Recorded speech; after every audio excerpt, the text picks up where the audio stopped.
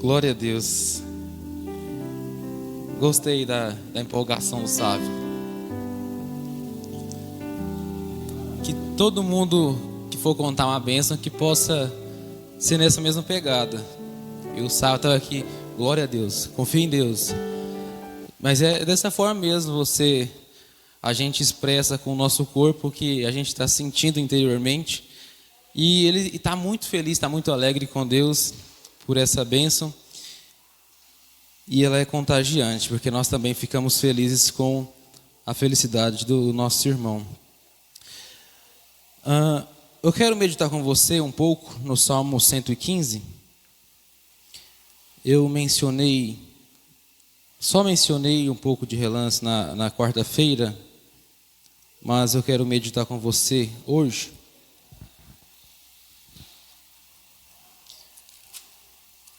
É um dos meus salmos favoritos. Salmo 115.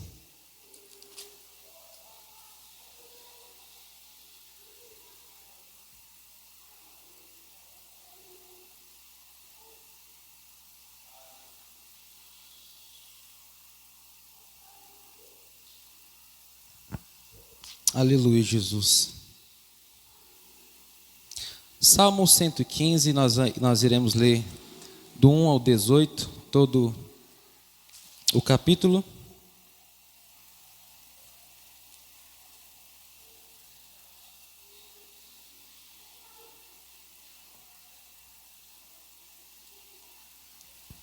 Quem que escreveu o Salmo 115, Renato? Você não é o bonzão? Você não é o cara? Renato disse que eu sabe tudo e agora não sabe falar quem escreveu o Salmo 115. Brincadeira. Salmo 115, todos encontraram? Amém. Diz assim, ó: não a nós, Senhor, não a nós, mas ao teu nome da glória, por amor da tua misericórdia e da tua fidelidade. Porque diriam as nações: onde está o Deus deles? No céu está o nosso Deus, e tudo faz como lhe agrada. Prata e ouro são os ídolos deles, obra das mãos de homens. Tem boca e não falam, tem olhos e não veem, tem ouvidos e não ouvem, tem nariz e não cheiram. Suas mãos não apalpam, seus pés não andam, som nenhum lhe sai da garganta. Tornem-se semelhantes a eles os que os fazem, e quantos neles confiam. Israel confia no Senhor. Ele é o seu amparo e o seu escudo. A casa de Arão confia no Senhor. Ele é o seu amparo e o seu escudo. Confiam no Senhor os que temem o Senhor. Ele é o seu amparo e o seu escudo. De nós se tem lembrado o Senhor. Ele nos abençoará a casa de Israel, abençoará a casa de Arão. Ele abençoa os que temem o Senhor, tanto pequenos como grandes. O Senhor vos aumente bênçãos mais e mais sobre vós e sobre vossos filhos. Sede benditos do Senhor, que fez os céus e a terra. Os céus são os céus do Senhor, mas a terra deu-lhe ele aos filhos dos homens. Os mortos não louvam o Senhor, nem os que descem à região do silêncio. Nós, porém, bendiremos o Senhor, desde agora e para sempre. Aleluia. Amém. Já que o Renato, como eu sabe tudo, não disse quem escreveu o Salmo 115, então eu também não vou dizer quem escreveu o Salmo 115.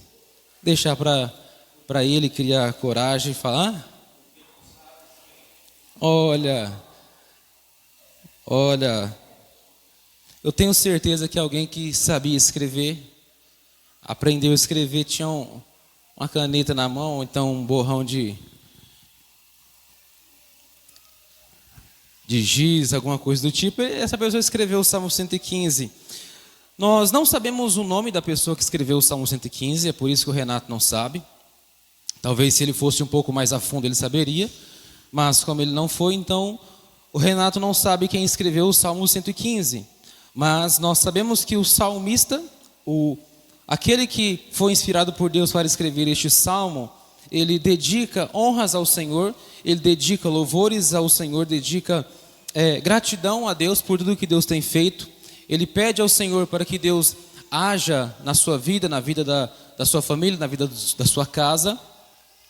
E como o pastor bem disse aqui, a Kelly falou, o irmão Ralph também mencionou, o pastor Antônio, nós devemos confiar no Senhor, nós devemos parar de olhar para as ondas. O mundo hoje, ele faz com que você olhe para as ondas e esqueça que tem alguém tranquilamente dormindo no seu barco.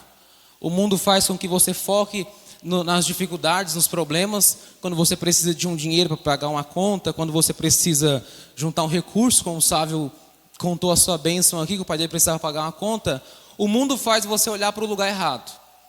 Nós olhamos para os problemas, esquecemos de olhar para aquele que pode resolver problemas. Como que nós hoje definiríamos uma pessoa bem-sucedida? Como que você define alguém bem-sucedido? Talvez numa mentalidade bem terrena, como as pessoas do mundo são, só pensam nas coisas da terra. Uma pessoa bem-sucedida, Manuela, se você não respeitar a sua mãe, você vai tomar uma chinelada. O mundo define uma pessoa bem-sucedida, aquela que conquistou muitas coisas. Uma pessoa bem-sucedida seria, para o mundo hoje, uma pessoa que tem 1, 2, 3, 4, ou então uma frota de carros. Uma pessoa bem-sucedida seria aquela que tem a sua casa própria que mora, talvez uma casa de aluguel, 2, 3, 4 casas de aluguéis. Uma pessoa bem-sucedida é aquela que consegue ajuntar riquezas na terra. Para o mundo hoje, uma pessoa bem-sucedida é aquela que tem muitos bens, aquela que conseguiu juntar durante toda a sua vida muitos bens. Como que você define uma pessoa bem-sucedida? Como que você define um ser humano, um homem, uma mulher que se deu bem na vida? Como que você define isso? Para você, se dar bem na vida é o quê? É você conquistar muitas coisas? Se dar bem na vida é o quê? Você ter muitos carros, muitas casas? Eu estava meditando sobre isso, porque essa semana, no almoço ali na Faber, no jornal, não sei se a enquete é totalmente confiável, eu acredito que não, mas no Jornal da Globo estava aparecendo a enquete da corrida eleitoral. Tinha o Moro, tinha o Bolsonaro, só que em primeiro lugar tinha o Lula. Só que a apresentadora do jornal, a âncora, falou bem assim, ó: quem está liderando é o ex-presidiário Lula. Para mim não interessa quem lidera, para mim não interessa quem fica em segundo. Mas eu até comentei, gente, é brincadeira. Aquele que está liderando, ele carrega o título de ex-presidiário.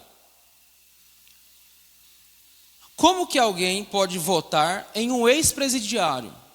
Como que alguém pode gastar seu tempo indo votar em um ex-presidiário? E obviamente tem pessoas que defendem o Lula, defendem o PT. Eu não defendo nenhum nem outro. Se você gosta do Bolsonaro ou não, isso não me interessa, não defendo o Bolsonaro, nem nada do tipo. Mas eu falei assim com a pessoa que retrucou, falei, cara, se você quiser votar no Bolsonaro, você vota, quiser votar no Moro, você vota, no Ciro, no Daciolo, em quem você quiser, você vota. Eu só não consigo entender a mentalidade de uma pessoa que consegue votar em um ex-presidiário. Eu só não consigo entender a mentalidade de uma pessoa que consegue defender aquele que te roubou. Foram 13 anos que o PT esteve no poder e cerca de 13 anos nos roubando, e as pessoas conseguem defender um ladrão. Mas aí a pessoa me retrucou novamente e falou assim: ele roubou, mas fez. Olha a mentalidade das pessoas: roubou, mas fez. Roubou, mas o pobre comia carne. Roubou, mas o pobre conseguiu comprar uma casa. E a pessoa, tentando me vencer nos argumentos, falou assim: você conseguiu comprar sua casa? Você conseguiu comprar seu carro? Eu falei: não comprei minha casa, não tenho minha casa própria, não tenho meu carro. Mas eu falei assim: você define uma pessoa bem-sucedida pela casa e pelo carro? Pelo que ela conquistou? Pelo que ela conseguiu conquistar? Não me interessa se eu conseguir comprar um carro. Você votar em alguém que roubou, mas fez, é a mesma coisa de alguém que rouba o seu carro e te dá uma carona. É a mesma coisa de um ladrão que entra dentro da sua casa, rouba a sua geladeira e, para te ajudar, deixa os alimentos ali no chão. Eu não quero nenhum nem outro. Não quero nem aquele que rouba e não faz nada, nem aquele que rouba e faz. As pessoas estão buscando, correndo atrás de recursos, atrás de seres humanos, pessoas que não podem fazer nada por elas. As pessoas estão entregando força, entregando energia, entregando recursos para pessoas que não merecem ser adoradas. O ponto principal do salmista no Salmo 115 é: a adoração deve ser somente ao Senhor, ponto. O primeiro mandamento do decálogo é: não adorarás, não terás outros deuses diante de mim. O primeiro mandamento dos 10: não terás outros deuses diante de mim. E ele continua: não farás para ti imagem de escultura. Isso prova de que a adoração deve ser somente direcionada a uma pessoa. Devemos refletir: quem que merece adoração? Idolatria é um pecado terrível, um dos pecados mais terríveis de toda a Bíblia. Idolatria é um dos primeiros pecados, é o pecado que você comete quando você não adora a Deus. Quando você gasta energia, quando você gasta força, quando você gasta recursos, fazendo outro tipo de coisas, e esses recursos são maiores com coisas secundárias. Quando você não gasta a mesma energia, quando você não gasta a mesma força, e quando você não gasta os mesmos recursos com Deus, isso se torna idolatria. Você pode amar a sua esposa, pode amar o seu filho, o seu cachorro, o seu gato, o seu carro. Você pode amar a sua casa, deixar ela maravilhosa, linda, perfeita, da forma que você quiser. Você pode fazer isso. Só que este amor não pode ser maior do que o amor que você deve sentir por Deus. Deus, ele requer um amor do ser humano. Você deve amar o seu próximo como você se ama. Deus requer amor dos filhos para com os pais, para que os seus dias se prolonguem na terra. Mas, acima de tudo, o amor maior deve ser direcionado unicamente para o Senhor. Porque Moisés fala em Deuteronômio: amarás o Senhor teu Deus de toda a tua alma, de toda a tua força, de todo o teu entendimento. Então você ama com o seu corpo, com a sua mente, você ama com a sua alma, e tudo que você sente interiormente, você vai refletir nas suas ações externas. Se você ama a Deus, se você adora a Deus, você reflete tudo isso exteriormente. Não tem como você amar a Deus e você não refletir esse amor por Ele. Porque Jesus ensinou que você conhece uma árvore pelos seus frutos. É pelo um fruto que você conhece se aquela árvore dá fruto bom ou não. Se aquela árvore ela é boa ou se ela é uma árvore má. É pelo fruto que você vê se a árvore deve continuar plantada ou se ela deve ser arrancada. É pelo seu fruto. Então você externaliza o que você está sentindo no seu interior.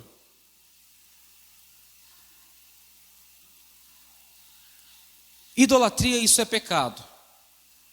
E como eu mencionei na quarta-feira, tinha bem poucas pessoas. Como eu mencionei na quarta-feira, quando você adora um objeto, quando você adora um ídolo, quando você adora um carro, quando você adora uma casa, um jogador de futebol, isso se torna idolatria. Por quê? Porque eles não merecem ser adorados. Quando você adora a sua esposa, você faz dela o seu Deus, você faz dela: não, é minha rainha e eu faço tudo o que ela mandar. Eu sou o seu vassalo, sou o seu capacho. O que ela mandar eu faço. Ela se torna um Deus na sua vida e isso se torna idolatria. Ela não merece ser adorada. Mas adoração, Jesus disse em João 4, Ele procura os verdadeiros adoradores. Quando Ele diz verdadeiros adoradores, significa que existem adoradores falsos. Existem pessoas que estão oferecendo adoração que não é para Deus, que não é direcionada a Deus. Existem pessoas que adoram ídolos. Existem pessoas que estão dentro da igreja, que adoram alguma coisa, não sabem o que é. Certa feita, Paulo, ele foi pregar numa cidade, e quando ele chega lá e ele vê uma placa, ao Deus desconhecido, e Paulo começa a pregar, mas esse Deus desconhecido que vocês estão adorando é o Deus que criou o céu, a terra, que criou o mar, criou tudo. As pessoas estão adorando alguém que elas não conhecem.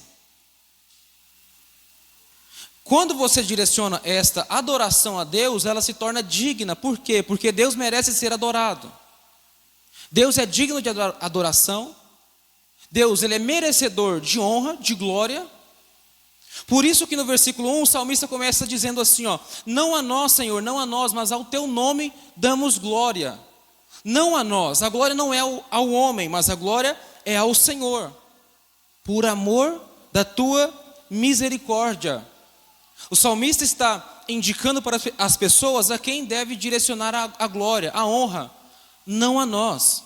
A glória não é ao homem, a glória não é a mim, a glória não é ao fulano, ao ciclano, não é ao apóstolo. A glória é ao Senhor, não a nós, Senhor, mas a ti, ao teu nome toda a glória. Ao teu nome nós devemos dar glória. Porque diriam as nações: onde estão o Deus deles? Aonde é que está o Deus deles? O salmista, ele oferece glória a Deus, ele clama pela misericórdia de Deus para quê? Para que as nações não digam: aonde está o seu Deus? Cadê o seu Deus? Por que o seu Deus não te atende? Por que o seu Deus não faz alguma coisa por você? Por que quando você clama, você está num momento de enfermidade, num momento de angústia, de tristeza, por que o seu Deus não te atende? E o salmista responde: onde está o Deus dele? O meu Deus, ele está no céu. No céu está o nosso Deus, e ele faz tudo como lhe agrada.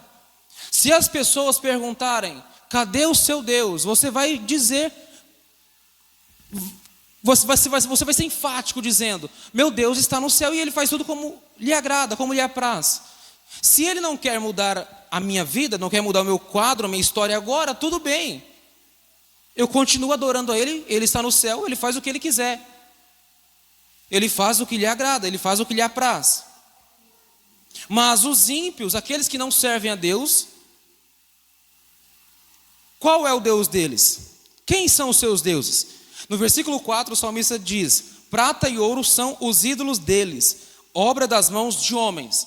São ídolos que são fabricados num porão de uma casa, numa pequena mesa, que uma pessoa vai lá na floresta. Jeremias diz que um artífice, ele vai na floresta, corta uma árvore, metade dela faz um ídolo e a outra metade ele faz lenha. Este é o Deus das pessoas. Tem boca e não fala, tem olhos e não veem, tem ouvidos e não ouvem, tem nariz e não conseguem cheirar, suas mãos não conseguem apalpar, seus pés não andam, nenhum som sai da sua garganta. São os ídolos dessas pessoas. São seres mortos. Eles adoram aqueles que não merecem ser adorados, mortos, ídolos que não têm vida. Por que não tem vida? Porque tem um olho, mas não consegue enxergar, tem um ouvido e não consegue ouvir, tem um nariz, mas não consegue sentir cheiro nenhum, tem uma boca, mas não sai som, não consegue comer, tem pés, mas não andam. São ídolos mortos. Uma pessoa assim, ela não está deficiente, ela está morta.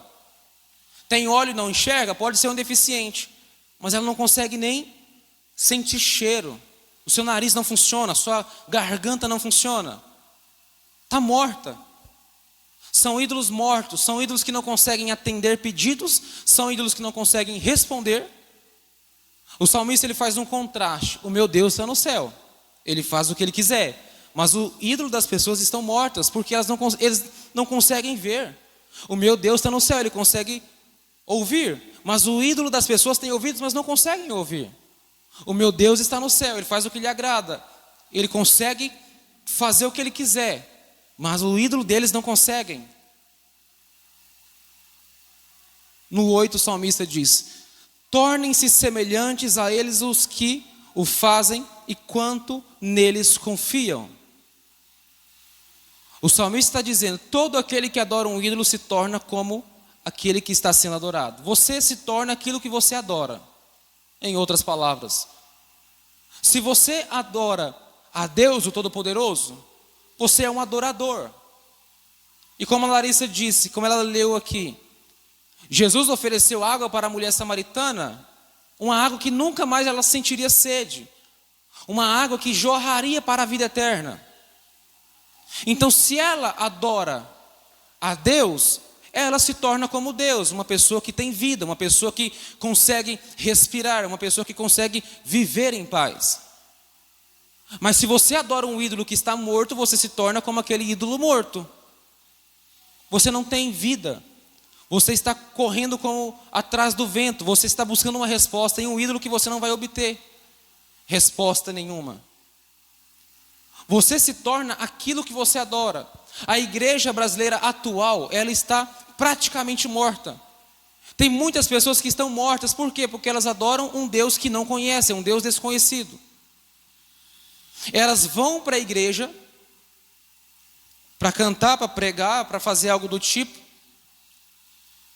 mas não conhecem totalmente esse Deus, não conseguem entregar a este Deus o que Ele deseja. É chamado de cristianismo cultural.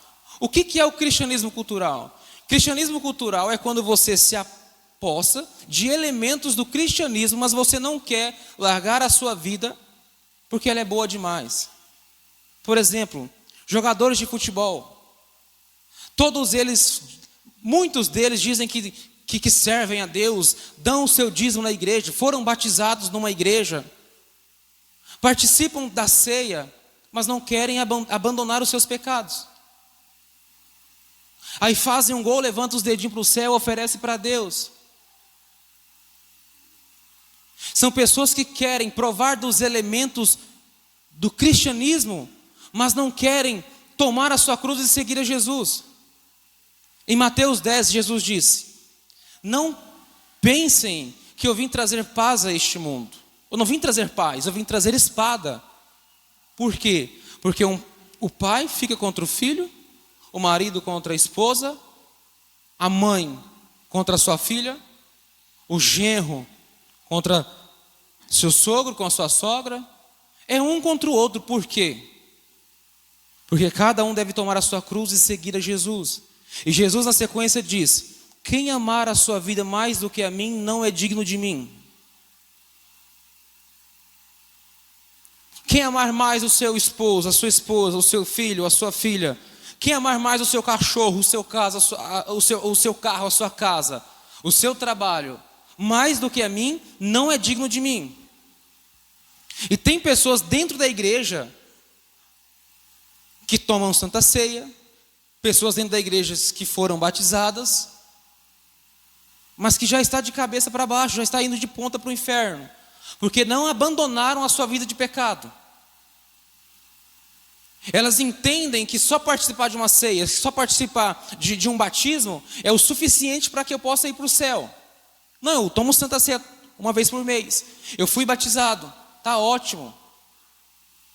Não preciso abandonar a minha vida. Deus, Ele é amor, Ele me ama do jeito que eu sou. Mas Jesus, Ele orienta a você abandonar a sua vida de pecado, a você tomar a sua cruz, a você a seguir. E não é você seguir o Lula, não é você seguir o Bolsonaro, é você segui-lo, seguir a Jesus. O mesmo caminho que Jesus carregou uma cruz, você deve andar por este mesmo caminho. Uma via estreita, cheia de pessoas que vão zombar de você, pessoas que vão te maltratar, pessoas que vai virar seu inimigo. Mas é este caminho que Jesus manda que você trilhe. Eu mencionei na quarta-feira 3 inimigos do crente. São os únicos 3 inimigos que o crente possui. Primeiro, a carne, você mesmo, o seu coração enganoso, corrupto, a sua carne é o seu inimigo. Você quer ir para as coisas de Deus, mas a sua carne te puxa para outro lado. O diabo é o nosso inimigo. Satanás significa o nosso adversário, é o nosso acusador. Ele luta contra as nossas vidas. E esse sistema, o mundo é o nosso inimigo. Em 1 João capítulo 5, João diz assim, não ameis o mundo nem o que há no mundo. Todo aquele que ama o mundo, o amor do Pai não está nele. Jesus, ele nos manda a não amar as coisas dessa terra, não amar o mundo. Mas tem pessoas que estão flertando com o mundo. Não, eu quero ser madrinho e madrinha de um casal homossexual, não tem problema. Não tem problema, não, é minha amiga do peito, eu cresci com ela. Ela cresceu dentro da minha casa, ela quer gostar de mulher, não tem problema. Nós somos amigas. Você não pode ser amigo do mundo. Se o mundo te ama, isso tem algum problema nisso aí. Ou você não se converteu de verdade, ou você não se converteu de verdade. Uma das duas opções. O mundo, ele nos odeia. O mundo deve nos odiar. O mundo precisa nos odiar. Como que eu sei que eu sou cristão de verdade? Um ponto é, o mundo me odeia. Como que eu sei que Jesus era de fato filho de Deus? Como que eu sei que Jesus de fato era luz? Um ponto, o mundo odiou Jesus. Ele veio para os seus e os seus não o receberam, o rejeitaram. A luz veio ao mundo, mas os homens preferiram amar mais as trevas. Nós devemos honra somente ao Senhor.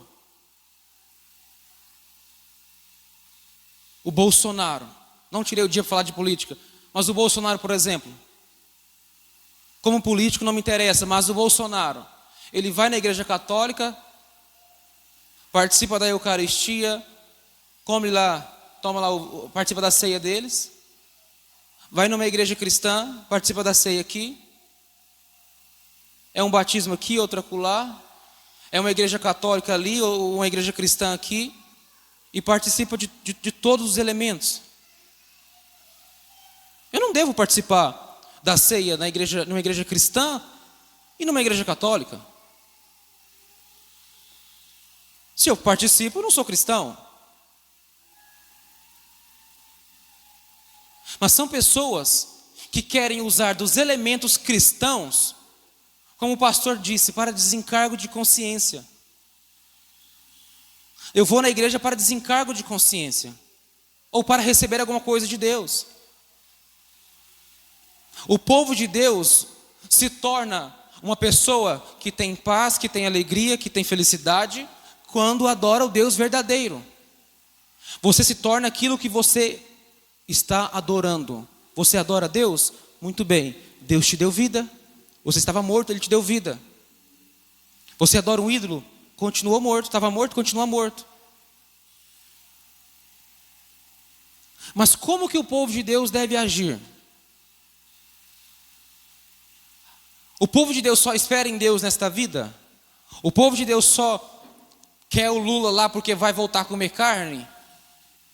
O povo de Deus quer o Lula lá porque vai voltar a comprar casa, carro? É isso que nós estamos esperando? Nem Lula, nem em Bolsonaro nós temos que confiar. Você não confia no ser humano, você não confia no homem, nem no seu próprio coração você deve confiar. A nossa confiança não está no ser humano. A nossa confiança, o salmista diz, não é no ser humano, não é a nós, mas é o Senhor que está no céu. Ele diz, Israel confia no Senhor. O Senhor é o seu amparo, o Senhor é o seu escudo. A casa de Israel deve confiar no Senhor. A casa de Israel não deve confiar no seu rei. Não é no seu rei, mas é no Senhor. Quando Israel confiou no seu rei, eles iriam perder, porque o seu rei foi um frouxo. Quando Golias começou a afrontar o povo de Deus, aonde Saul estava? Ele Se prontificou para a batalha? Cadê os guerreiros para lutar contra o gigante? Olha onde o rei estava, escondido. Não, ele é forte demais. Cadê? Quem que vai lutar? Tem que procurar alguém corajoso. E aparece um menino. Homens velhos, homens formados, homens que estão em cargos para guiar uma nação, são homens fracos, homens medrosos. E as pessoas confiam nesses homens. Mas um menino, uma criança se prontifica. Não, eu vou lutar. Eu vou lutar, mas não pense que é na minha força. Não pense que é nas minhas habilidades. Não foi no meu treinamento, porque eu nem tive. Meu treinamento foi... Uma vez eu matei um leão, um urso, mas eu só cuido de ovelhas. Eu pastorei ovelhas no campo. Eu não estou todo dia numa batalha, numa guerra, num treinamento pesado. Eu vou no nome do Senhor. É assim que o povo de Deus age. É no nome do Senhor que eu vou. Como Pedro disse para Jesus: Senhor, eu pesquei a noite inteira, ó. O Senhor não vai me fazer de bobo, não. Pesquei a noite inteira, não peguei nada. Mas sobre a tua palavra, sobre a palavra de Jesus, sobre a tua palavra, eu vou mais uma vez. Vou de novo. O Senhor mandou, eu vou. Fui a noite inteira. Minha experiência não valeu de nada essa noite, porque eu não peguei nada, mas sobre a tua palavra, o Senhor sabe pescar? Nunca pescou, sabe nadar pelo menos? Filho de carpinteiro? Fica difícil, porque eu passei a minha vida inteira no mar, e o seu pai é um carpinteiro. Mas ele só obedeceu Jesus. E nós sabemos o resultado. O povo de Deus confia no Senhor. A casa de Arão confia no Senhor. Ele é o seu amparo e o seu escudo. A casa de Arão não saiu recebendo recompensas lá de Canaã. Os levitas e os sacerdotes. Estava no templo trabalhando. Dependia de Deus. Os levitas dependiam de Deus. Eles não tinham uns 10 hectares de terra ali para plantar.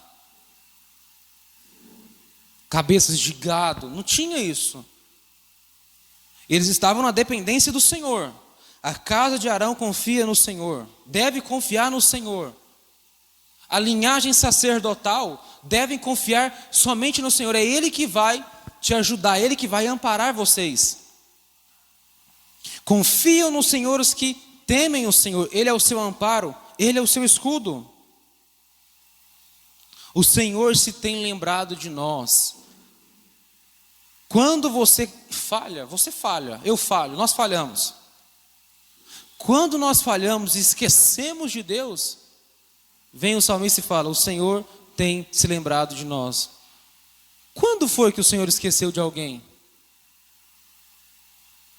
A Bíblia diz que Noé tranca a porta por dentro, o Senhor lacra a porta por fora.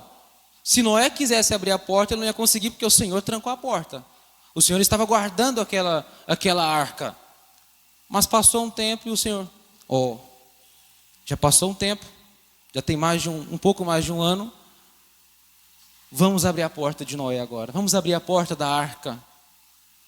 O texto diz: o Senhor se lembrou de Noé e toda a sua família. Não significa que o Senhor se esquece de alguém. Significa o seguinte: chegou o tempo de abrir a porta da arca. E quando você está passando problema e dificuldade, você pensa: mas o Senhor se esqueceu de mim. O Senhor não se lembra de mim mais. Será que Deus ainda me ama? Será que Deus ainda gosta de mim? Não é possível, porque Ele não está vendo o que eu estou passando. O Senhor não está vendo o que eu estou enfrentando. Minha filha está pedindo um leite. Preciso colocar um arroz dentro de casa. Será que o Senhor está vendo isso?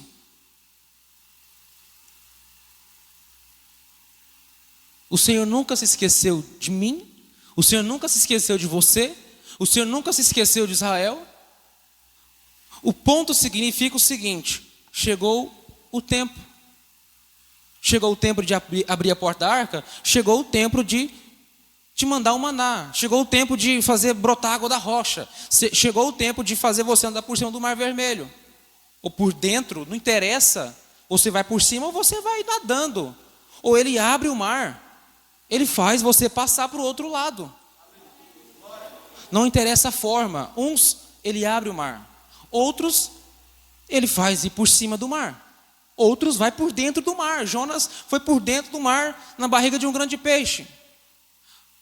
Por baixo, por dentro, por cima, não interessa. Ele faz passar. Esse é o Senhor que está no céu e faz tudo como lhe agrada. No versículo 13, ele abençoa os que temem o Senhor, tanto pequenos como grandes. Quem que o Senhor abençoa? O sábio falou aqui assim, nesses 18 anos, acho que foi 18 anos que você falou, todo esse tempo agora eu aprendi a confiar no Senhor, esperar no Senhor, ficar na dependência do Senhor. Porque o sábio morava com o pai dele. Houve um tempo que morou com a mãe dele e dependia da mãe, dependia do pai. Mas agora o pai dele está em Ituiutaba, precisando pagar uma conta, e o sábio está aqui quebrando cabeça. O que eu vou fazer? Eu preciso ajudar o meu pai. O que nós vamos fazer? Não interessa, sábio, se você saiu um pouco do lado do seu pai, debaixo das asas do seu pai, ou se você está muitos anos longe da casa do seu pai. Não interessa se você é pequeno ou se você é grande. Não interessa a sua cor, não interessa o seu extrato bancário, não interessa nada disso. O Senhor, ele abençoa tanto pequenos como grandes, crianças, adultos, velhos, idosos, jovens, adolescentes. O Senhor abençoa todos. No versículo 3, o salmista diz, ele faz o que lhe agrada. Ele abençoou um jovem, abençoou o pequeno Davi, como ele abençoa também um idoso.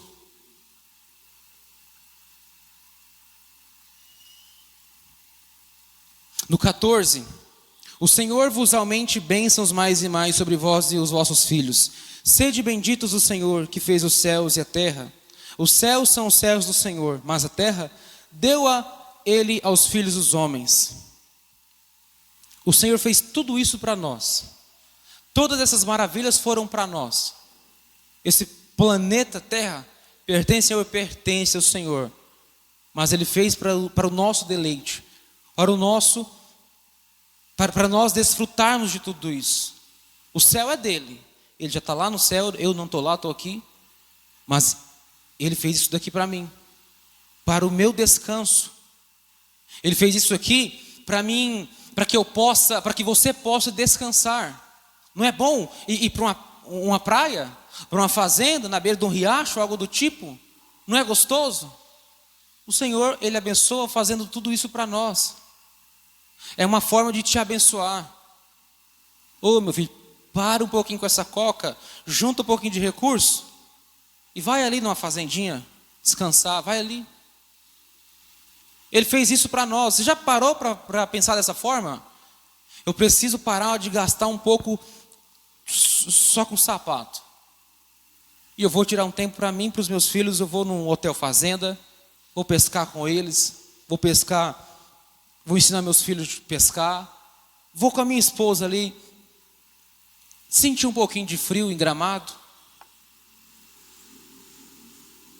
Crente faz isso. Ou Campos do Jordão, né, Marcelo? Crente faz isso. E se você está muito tempo sem fazer isso, meu irmão, vou te falar um negócio. Existe uma grande chance do seu casamento, da sua família estar se desgastando. Talvez falta recurso, não tem como você tirar da onde você não tem. Mas se tem a possibilidade, faz isso. O Senhor fez isso para mim, fez isso para você. No versículo 17, o salmista: os mortos não louvam o Senhor, nem os que descem à região do silêncio. Nós, porém, bendiremos o Senhor desde agora e para sempre. Aqueles que morrem não adoram a Deus. Aqueles que já partiram não adoram a Deus. Ele faz um contraste entre dois mortos. Os mortos não louvam ao Senhor. Esses mortos são aqueles que adoram os ídolos. Os mortos que não louvam ao Senhor são aqueles que adoram imagens, são aqueles que dedicam suas forças, suas energias com coisas. E nem aqueles que desceram à região do silêncio, nem aqueles que já morreram, nem os que estão vivos lá fora, nem aqueles que já estão mortos no cemitério louvam ao Senhor. Mas o que o cristão faz? O que a casa de Israel faz? Nós, porém, bendiremos ao Senhor. Quando o Senhor prosperar na minha vida, eu vou bendizer ao Senhor quando Ele curar da minha enfermidade, do meu caroço, do meu câncer. É só neste momento que eu vou bendizer ao Senhor? Eu vou bendizer ao Senhor só quando Ele curar a minha ansiedade? Ou só quando Ele abrir uma porta de emprego?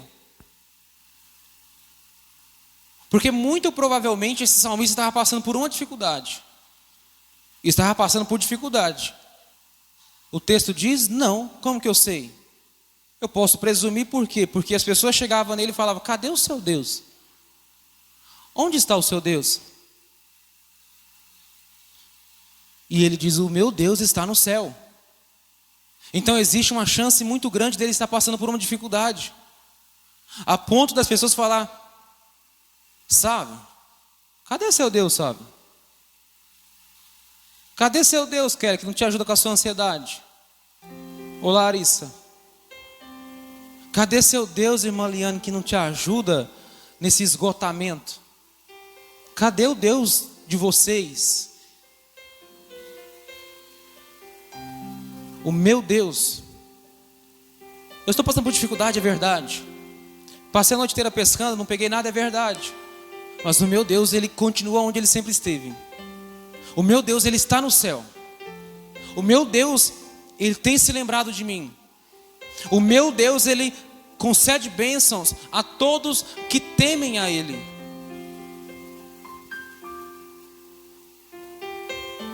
Nós queremos fugir dessa realidade. Lá por volta do ano 2000, 2001, não lembro ao certo agora quando foi que lançou esse filme. Ou foi o 2 ou foi o 3, não lembro.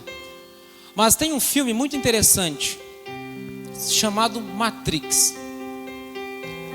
No filme Matrix, a realidade, ela é horrível de se viver. A realidade só tem guerras. A realidade só tem máquinas querendo destruir os homens. Qual foi a saída? A saída foi entrar na Matrix. O que é isso? É você conectar a sua mente no mundo virtual e lá você vai ser o que você quiser. Você vai ter o emprego que você quiser. Você vai ter poderes, você vai poder voar, você vai poder fazer o que você quiser. Os seres humanos hoje clamam por uma Matrix. A realidade não é fácil de se viver. A realidade, ela é dura. São guerras, pessoas passando fome, pessoas passando necessidade. Como seria bom se tivesse uma Matrix, porque lá eu vou ter poder, porque lá eu vou ter o emprego dos meus sonhos. Eu não tenho emprego hoje. E as pessoas estão sonhando com isso, com realidade virtual. As pessoas estão sonhando com filmes de ficção. Ali pelo menos eu consigo sentir alegria quando eu vejo um filme de comédia. Ali pelo menos eu consigo encontrar um escape para o meu casamento quando eu vejo um filme de romance. Ah, que lindo, tem um rapaz que ama a jovem e ele atravessa o mundo inteiro por ela. Pelo menos ali eu consigo encontrar amor, porque no meu casamento já não tem. As pessoas estão clamando por isso. As pessoas estão em busca disso. Vendo filme de ficção científica, pensando em coisas que não existem. Vendo filme de romance, tentando imaginar um amor que ela não conhece.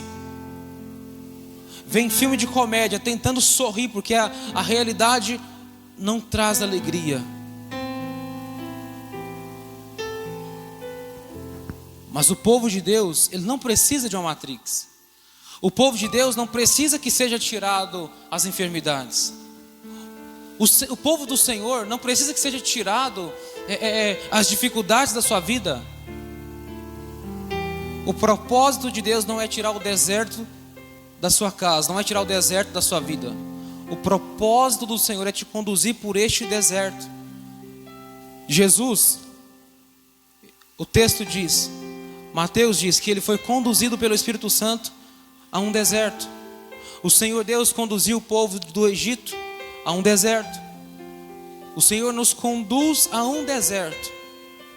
Por quê? Quando está tudo bem, o que você faz? Não, está tudo bem.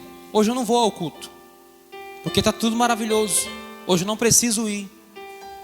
Está tudo bem. Eu não preciso buscar ao Senhor, porque está tudo bem. Quando as coisas piorar, eu busco Ele. Está tudo bem. Está tudo bem na minha vida por enquanto. Está confortável. Mas as pessoas só buscam o Senhor quando as coisas estão mal. Olha todas as curas que aconteceu durante a trajetória de Jesus. As pessoas iam atrás de Jesus por quê? Porque precisavam de alguma coisa. Eu quero uma cura para o meu fluxo que não para de jorrar. Eu quero uma cura para o meu filho porque está enfermo, para a minha sogra. Eu quero uma cura para isso, para aquilo. Quero comer, multiplica pão aí que eu estou com fome. As pessoas só procuram Cristo nesses momentos.